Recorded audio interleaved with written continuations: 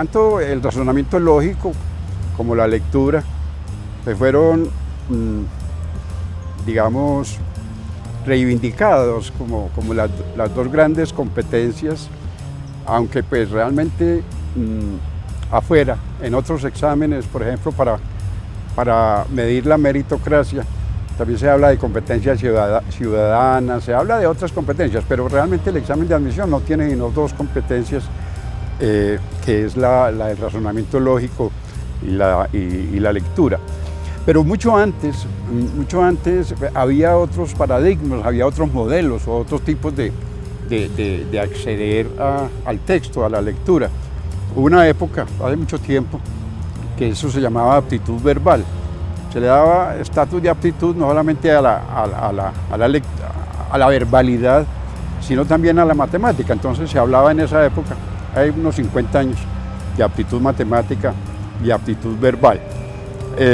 En el caso de la aptitud verbal, había mucha demanda, mucha pregunta sobre raíces griegas, sobre raíces latinas. Se pedía mucha memoria, sobre todo en el campo literario, con fechas, con nombres de autores o de obras. Era un examen muy enciclopédico. Afortunadamente desapareció y le dio paso a un momento que se llamó lengua materna.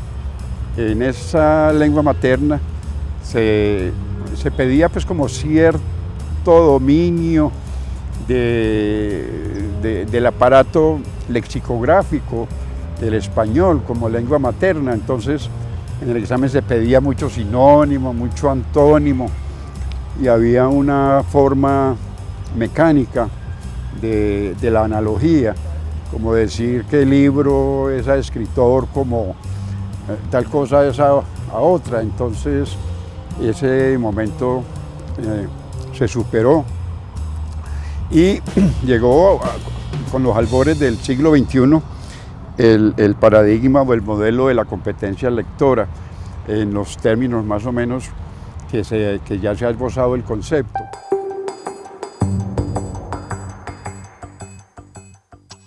La verdadera competencia lectora emerge nítida, cristalina en el aula de clase.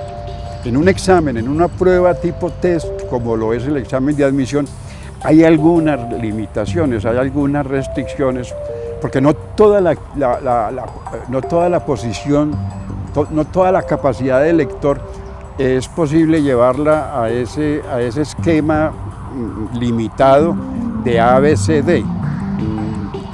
Seguirá faltando, como en otras pruebas, seguirá faltando la pregunta abierta, seguirá faltando la viva voz, pero de todas maneras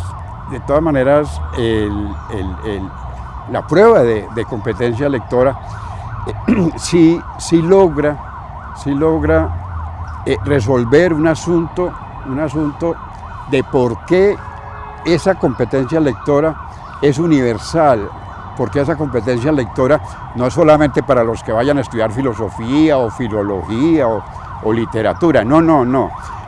Cualquier saber, cualquier conocimiento que exista en la academia es un saber textualizado, es un saber que de todas maneras va a recurrir, va a necesitar del binomio autor-lector, lector-autor.